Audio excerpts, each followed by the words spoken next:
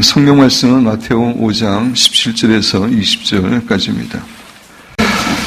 오늘의 본문 말씀 바로 앞에 있는 마태복음 5장 13절부터 16절까지에는 우리 성도들이 이 세상의 소금과 빛이라고 하는 예수님의 교훈이 기록되어 있습니다.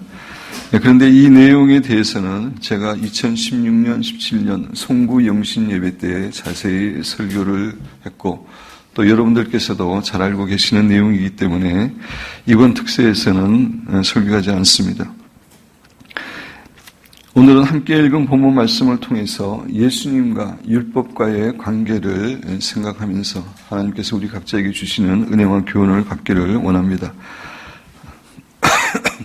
17절 말씀 우리 같이 봉독하겠습니다.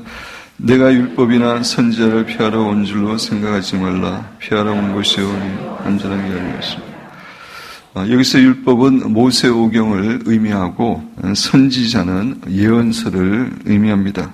그런데 예수님께서 말씀하신 율법이나 선지자라는 말은 모세오경과 선지서만을 의미하는 것이 아니라 구약성경 전체를 의미합니다.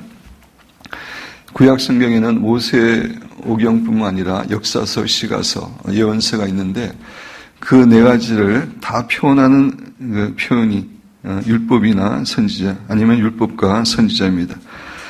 여러분 교재 마태복음 22장 40절 뒷부분에서 제가 설명할 텐데 여기서 온 율법과 선지자의 강량이다 라고 하는 말도 율법 전체의 강량이다, 교훈이다 라고 하는 그런 의미입니다. 예수님께서는 자신이 율법이나 선지자를 즉 구약 성경을 폐하러 온 것이 아니라 완전하게 하려 하기 위해서 오셨다라고 말씀을 하십니다. 복음서에 기록된 예수님의 모습을 보면 예수님께서는 종종 율법을 무시하는 듯한 그러한 행동을 하실 때가 있으셨습니다. 예를 들어서 모세의 율법은 가늠한 여인을 돌로 쳐 죽이라고 되어 있는데 예수님께서는 그 가늠한 여인을 용서하여 주셨습니다. 그리고 예수님과 제자들은 때로는 안식일의 가르침을 어기는 것처럼 그렇게 행동도 하셨습니다. 안식일에 밀밭을 다니시면서 미라를 먹기도 했고 제자들이 먹기도 했고 또 안식일에 예수님은 제자들의 안식일에 병자들을 치유하기도 하셨습니다. 그래서 그 당시에 바리새인과 서기관 같은 종교 지도자들은 예수님께서 율법을 폐하려고 하신다라고 공격을 했습니다. 그런데 예수님께서는 17절에서 예수님 자신은 결코 구약 성경을 폐하기 위해서 오신 것이 아니라 완전하게 하시러 오셨다라고 말씀을 하십니다. 예수님께서 구약의 말씀을 어떻게 완전하게 하셨는지는 조금 뒤에 자세히 살펴보도록 하겠습니다. 18절 진실로 너희에게 이르노니 천지가 없어지기 전에는 율법의 1.1획도 결코 없어지지 아니하고 다 이루리라. 구약의 그 말씀들이 세상이 없어지기 전까지는 결코 1.1획도 없어지지 아니할 것임을 이야기하고 있습니다.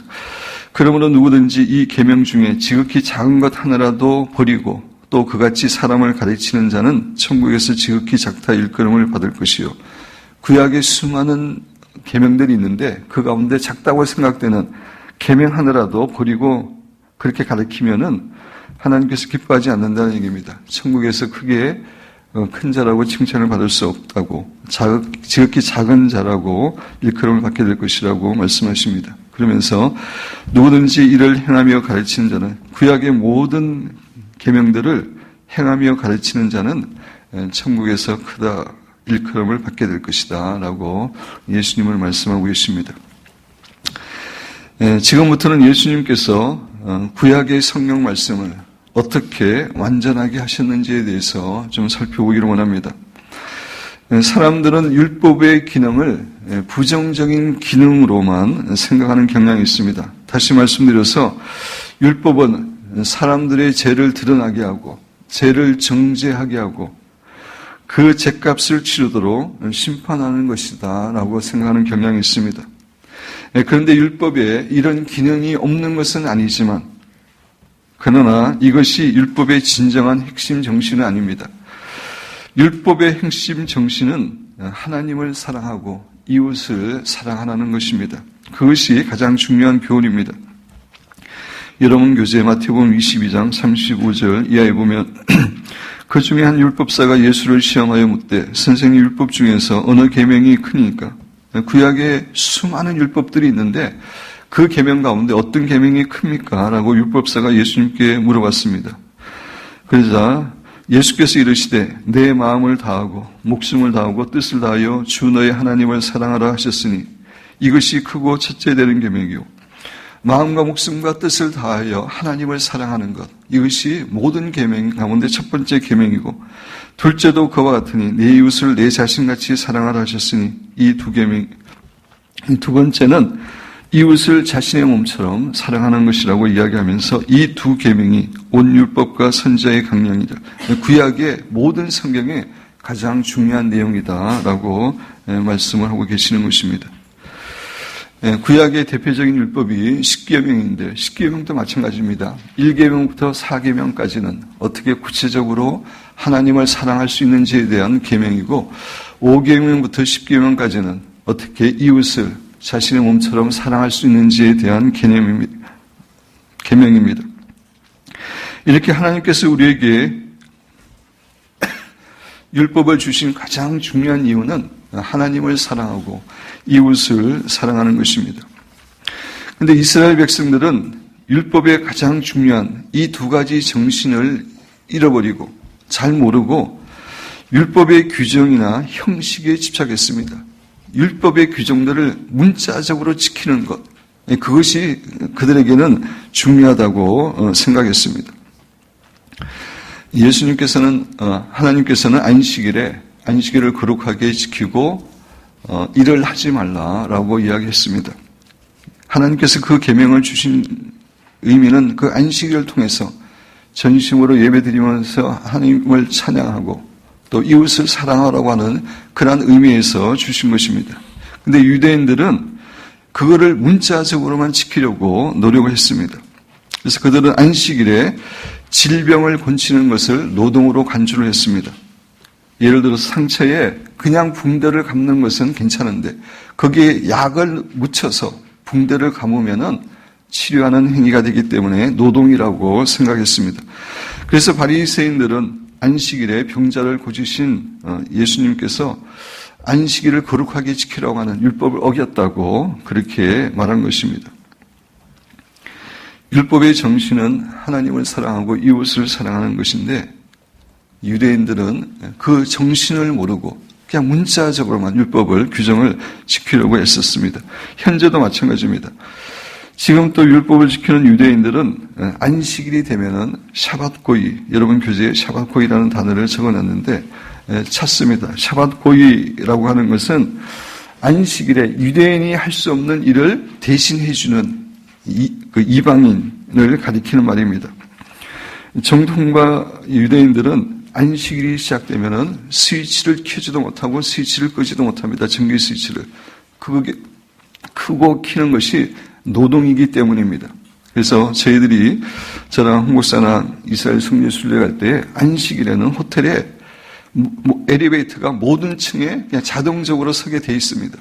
왜냐하면 그 사람들이 그걸 누르면은 그것도 노동이 되기 때문에 그냥 모든 층에 안식에는 다 서서 이렇게 올라갑니다. 에어컨을 켠 채로 안식일이 시작됐다면은 그 사람들은 그걸 꺼서는 안 됩니다. 그래서 그거 끄기 위해서는 지나가는 이방인을 불러가지고 그걸 꺼달라고 해야 됩니다. 그 역할을 하는 것이 샤밧고이라고 하는 사람입니다. 이스라엘 백성들은, 유대인들은 율법의 가장 귀한 정신을 모르고 그냥 율법을 문자적으로 지키기 위해서 노력한 것입니다. 그런데 예수님께서는 이 땅에 오셔서 마음과 목숨과 뜻을 다하여 하나님을 사랑하는 것이 어떤 것이고 또 이웃을 사랑하는 것이 어떤 것인지 보여주심으로 구약의 율법을 완성시켜 주신 것입니다. 좀 더 구체적으로 살펴보면은 첫째, 예수님께서는 자신의 가르침으로 율법을 완성하셨습니다. 마태복음 조금 전에 살펴보면 22장 35에서 40절까지 우리가 살펴봤지만 율법의 가장 중요한 것은 율법의 규율들을 문자적으로 지키는 것이 아니라, 그게 중요한 게 아니라 마음과 목숨과 생명을 다하여 하나님을 사랑하고 이웃을 사랑하는 것이다. 그렇게 가르침을 통해서 율법을 완성하셨습니다. 두 번째, 예수님께서는 자신의 삶을 통해서 율법을 완성하셨습니다. 예수님께서는 이 땅에 계셨을 때 어떻게 살아가는 것이 마음과 목숨과 뜻을 다하여 하나님을 사랑하는 것인지 보여주셨습니다. 매 순간 하나님과 교제하는 가운데 하나님의 모든 말씀에 철저하게 순종하는 것, 하나도 빠뜨리지 않고 순종하는 것, 그것이 하나님을 사랑하는 것임을 삶을 통해서 보여주셨습니다. 이웃을 사랑하는 것에 대해서도 많은 사람들의 질병을 고쳐주고 귀신을 쫓아내고 그들을 용서함으로 이웃을 사랑하는 것을 보여주셨습니다. 그래서 안식일에 병자를 고치신 것도 병자를 치유하는 것이 진정으로 사랑하는 안식일의 목적이었기 때문에 예수님은 그렇게 하셨던 것입니다. 세 번째, 예수님께서는 십자가 상에서의 죽음을 통해 율법을 완성하셨습니다. 예수님은 십자가를 통해서 율법의 가장 중요한 정신인 하나님을 사랑하고 이웃을 사랑하는 것을 보여주셨습니다. 십자가에 죽기까지 하나님께 순종하심으로 하나님을 사랑하는 것 보여주셨고, 아무런 죄가 없으신 예수님께서 우리의 죄를 위해서 정말 말할 수 없는 고난을 당하시고 십자가를 지심으로 우리 인간을 향한 사랑을 보여주셨습니다. 이렇게 예수님은 가르침과 삶과 십자가를 통해서 진정으로 하나님을 사랑하고 이웃을 사랑하는 그 삶을 보여주심으로 구약의 율법을 완성시켜 주신 것입니다. 오늘 본문 말씀 20절, 내가 너희에게 이르노니 너희 의가 서기관과 바리새인보다 더 낫지 못하면 결코 천국에 들어가지 못하리라. 이 구절에 대해서는 내일 본문 말씀과 연관돼서 조금 설명을 드리겠습니다. 사랑하는 성도 여러분, 구약 성경의 핵심은 하나님을 사랑하고 이웃을 사랑하는 것입니다. 하나님을 사랑하되 조금 사랑하는 것이 아니라 마음과 목숨과 뜻을 다하여 하나님을 사랑하고 또 이웃을 사랑하되 정말 내 몸처럼 사랑하는 것입니다. 이것은 신약 시대인 지금도 마찬가지입니다. 우리가 신앙생활을 하는 이유는 다른 것이 아니라 마음과 목숨과 생명을 다하여 하나님을 사랑하고 이웃을 내 몸처럼 사랑하기 위해서 하는 것입니다. 우리가 다른 여러 가지 종교 행위들을 예배를 드리고 기도하고 말씀 묵상하고 봉사하고 여러 가지 종교 행위들을 아무리 열심히 한다고 할지라도 우리가 마음과 목숨과 뜻을 다하여 하나님을 사랑하는 데 성장하고 있지 못하다면, 이웃을 내 몸처럼 사랑하는데 성장하고 있지 못하다면 사실은 우리는 올바른 신앙생활을 하고 있는 것이 아닙니다. 사도 바울은 하나님을 사랑하고 이웃을 사랑하는 그 마음이 없이 하는 모든 종교 행위는 하나님 보시기에 전혀 의미가 없다, 아무런 의미가 없다라고 가르쳐 주십니다. 여러분 교재 고린도전서 13장 1절부터 보면, 내가 사람의 방언과 천사의 말을 할지라도 사랑이 없으면 소리나는 구리와 울리는 꽹과리가 되고, 방언과 천사의 말이 귀한 것이지만 그것을 하나님을 사랑하고 이웃을 사랑하는 마음 없이 하는 것은 정말 시끄러운 소음에 불과하다는 것입니다. 내가 예언하는 능력이 있어 모든 비밀과 모든 지식을 알고 또 산을 옮길 만한 모든 믿음이 있을지라도 대단한 겁니다. 대단한 은사입니다. 은혜입니다. 그렇지만 사랑이 없으면 내가 아무것도 아니에요. 그런 걸 갖고 있지만 진정으로 하나님을 사랑하고 이웃을 사랑하는 마음으로 그것을 사용하지 않는다면 그것은 의미가 없다는 것입니다. 내가 내게 있는 모든 것으로 구제하고 또 내 몸을 불살하게 내줄지라도 엄청난 희생입니다. 그래도 그러한 행동을 하더라도 하나님과 이웃에 대한 사랑 없이 하는 것은 아무 이익이 없다고 교훈해 주고 있습니다. 사랑하는 성도들은 우리가 하루 동안 많은 일들을 열심히 하고 살아갑니다. 또 신앙적으로도 열심히 기도하고 말씀 묵상하고 봉사하고 여러 가지로 애를 씁니다. 그럼에도 불구하고 하나님을 사랑하고 이웃을 사랑하지 않고 하는 그 모든 것들은 하나님 보시기에 전혀 의미가 없습니다. 하나님 앞에 섰을 때 하나님이 전혀 카운트하지 않습니다. 하나님을 사랑하고 이웃을 사랑하는 마음을 가지고 한 것만 후에 하나님 앞에 의미가 있게 됩니다. 그래서 유명한 제자입니까? 라는 책을 쓴 후안 카르로스 오르티즈 목사님 여러분 교재에 있는데 한번 읽어보겠습니다. 사랑 없이 하는 우리의 모든 행위는 실이 달려있지 않는 바늘로 바늘질하는 것과 같다.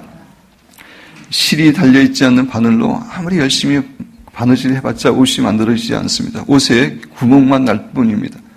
하나님을 사랑하지 않고 이웃을 사랑하지 않고 우리가 아무리 열심히 인생을 살고 종교적인 행위를 한다 할지라도 그것은 아무런 열매를 맺지 못하는 헛수고임을 우리에게 교훈해 주는 겁니다. 그래서 마틴 루터는 나는 사랑하기 위해 존재한다. 우리가 이 땅에 존재하는 이유는 하나님을 사랑하고 이웃을 사랑하기 위해 존재하는 것입니다. 헨리 드러먼드는 좀 더 급진적인 말을 했는데 사랑하지 않는 것보다 죽는 것이 낫다. 우리가 하나님을 사랑하지 않고 이웃을 사랑하지 않고 살아가는 그 시간들은 일들은 하나님 보시기에 아무 의미가 없는 거기 때문에 사랑하지 않을 바에야 그냥 죽는 것이 낫다라고까지 이야기를 했습니다. 사랑하는 성도 여러분, 우리가 마음과 목숨과 뜻을 다하여 하나님을 사랑하고 또 이웃을 내 몸처럼 사랑하는 가운데 행한 행동들만 후에 하나님 앞에 섰을 때 의미가 있고 하나님이 인정해 주시고 상급을 받게 될 것입니다. 사랑하는 여러분과 저는 이 땅에서 무엇보다도 전심으로 하나님을 사랑하고 이웃을 사랑하는 마음 가운데 모든 것을 행함으로 이 땅에서도 하나님의 복을 누릴 뿐만 아니라 영원한 천국에서 하나님께로부터 큰 상급과 칭찬을 받는 귀한 성도들이 되시기를 주님의 이름으로 축원드립니다.